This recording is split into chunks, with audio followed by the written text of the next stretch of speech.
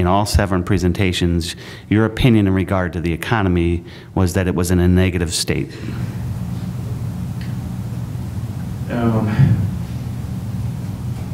In the majority of those cases, the economy was clearly in a negative state. Okay. We were in recession, on the brink of recession, we're just coming out of recession. That's what so much of the past decade reflected. I can say that in the middle years of the decade, again, my testimony focused on more so on the structural challenges rather than the shorter-term acute challenges faced by states, out of a cautionary view that it would be a mistake coming out of that 2001 era recession to become irrationally exuberant and overspend limited resources when these longer-term challenges are still facing the states. Again, I think I would not agree that my testimony is always the same or does not adapt to the different times, but I would agree that there has been reason for concern and quite severe and real recessionary impacts at the junctures when the Commonwealth's bargaining cycles have come around and I testified. So, and let me ask you this, and maybe you're not aware of this. Are you aware that in those, at least in those 6 examples that I gave, those 6 prior interest arbitration awards, are you aware that in each and every one of them, wage increases were awarded to the union members during those proceedings? Is that something that you follow up on? In general terms, it's something that I'm aware of, yes. And are you aware that even during that particular time period when you were testifying that the economy was in a negative state, that in addition to the interest arbitration awards issuing wage increases, the Commonwealth was in fact at the table agreeing to certain wage increases with unions such as the fish and boat officers or the AFSCME union? Were you also aware of that they were agreeing to give pay increases? In the first round of presentations of this kind that I have given, when the recession was not as severe as the one we're now coming out of, I'm aware that the Commonwealth negotiated a 2-year wage freeze, including a 1-year step freeze with the majority of its employees, but did seek to give and established healthcare premium cost sharing for the first time and addressed some of these concerns. The Commonwealth believed that it was able to include within those same multi-year agreements some increases in the out years of that term. In the second general bargaining cycle, in which I've delivered similar presentations, that cycle started prior to the full onset of the recession and prior to the full awareness of how severe this last recession would be, and coming off of the difficult cost containment of that first round that I was, during which I testified. There was an effort on the part of the Commonwealth to try to do what it could and provide for better increases. There was no across-the-board increase to base wages in the first year of that second round. There was a lump sum that didn't go into the base. There was further cost containment on health care. There were actions to address these kinds of pressures. But yes, it was not at that point in time as severely constrained a period, at least we didn't know it was going to be yet, as the recession immediately before and immediately after it. So you talked about your previous testimony in characterizing, or at least using a phrase that you heard, talking about the perfect storm. And you confirmed the fact that you had presented various arbitration testimony regarding the negative state of the economy. Now you're saying it's even worse than the perfect storm. Is that what you're saying?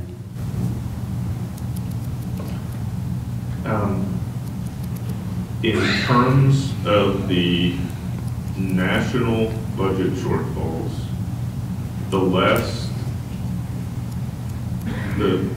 3 to 4 to 5 year period that we're still in the midst of has been worse, yes. All right. Now you talked about revenues bottoming out and that they're improving. You made that general statement. Do you recall that? I think you were right around slide 3, towards the beginning. You said the decline in revenues nationally for states have bottomed out. The decline in state tax revenues, that's offset to varying degrees by the parallel loss of federal stimulus funds. But the state's own tax revenues are starting to see some upturn. Yes. Now, would evidence of that be the fact that on May 2nd of this year, the Pennsylvania Department of Revenue issued a press release in which it stated that there was a $500 million plus revenue surplus? Would that be evidence of your previous statement? I think the Commonwealth's witnesses can better address the specifics of Pennsylvania's budget. As a sort of general matter, it's not unusual to see revenue estimates be a little bit on the high side when the economy is turning down, because when the recession hits, it tends to fall faster than people anticipate. And if the economy begins to pick up a little, you may see some improvements over estimates. I think it's important to distinguish improved revenues relative to estimates from improved revenues in real dollars and in terms of the buying power they can give you relative to the service demands that a government faces.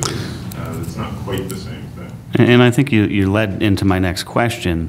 The focus of your testimony today is to present an overall nationwide picture. Would that be a fair statement? You're not only focusing on the state of the economy in Pennsylvania. That's correct. This is by and large context regarding the type of forces that are shaping what's happening in the general labor market and among state workforces generally.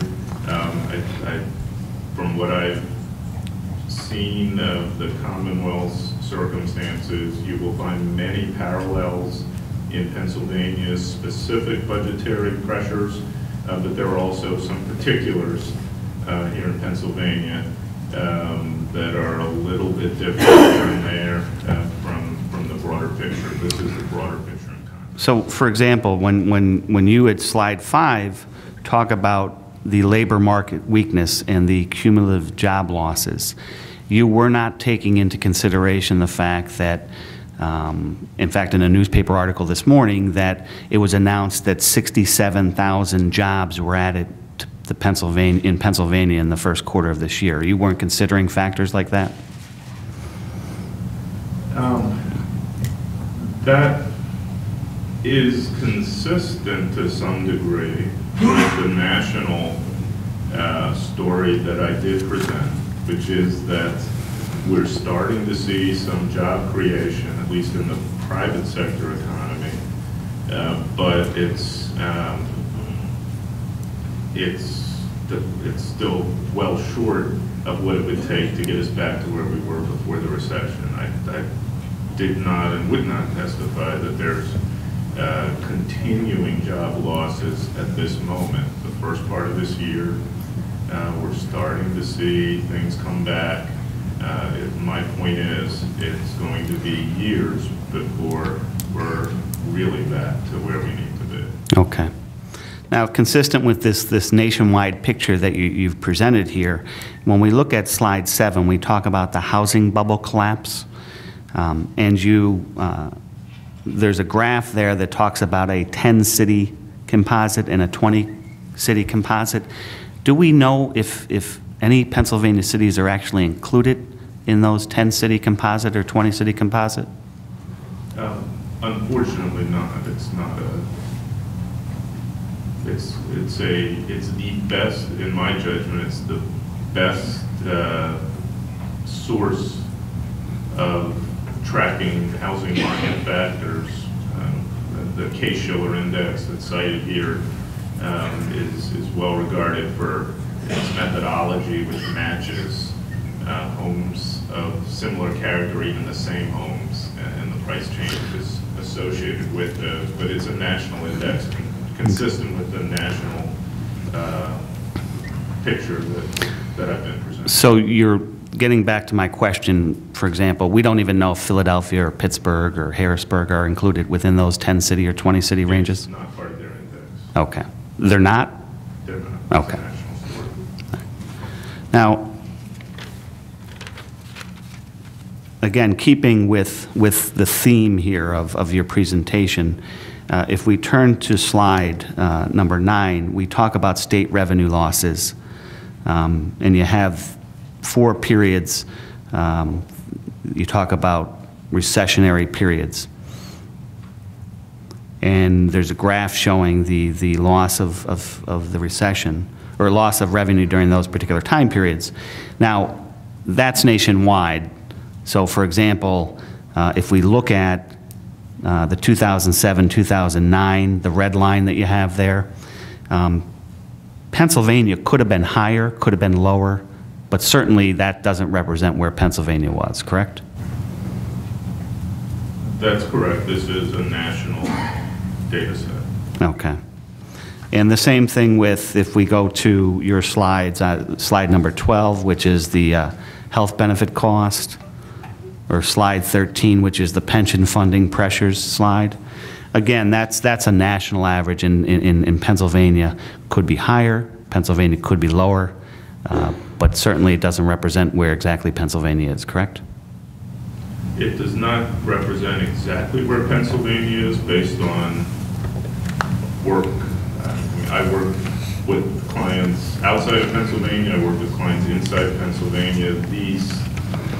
This type of pressure for healthcare cost growth, for pension funding, is certainly a challenge for my Pennsylvania clients, but not necessarily to the precise number reflected in these national charts.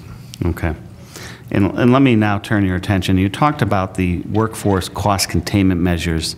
That's starting at slide 19 in the various states. And first you talk about Delaware. Let me ask you this, do state employees in Delaware have collective bargaining rights? They do, although many do, although the determination of wage levels has historically and through much of this period been set legislatively. Okay. In turning to Maryland, you talk about the cost containment measures that have been implemented in Maryland. Do the state employees in Maryland have collective bargaining rights? Again, they do, but it's subject to budget approval. Okay. And in New Jersey, I know that they do, and you mentioned the largest union there. There are collective bargaining rights in New Jersey, and you talk about the largest union. Who are we talking about when we say the largest union? The CWA. Okay. And do you know what group of employees they represent? It's a broad range of state groups.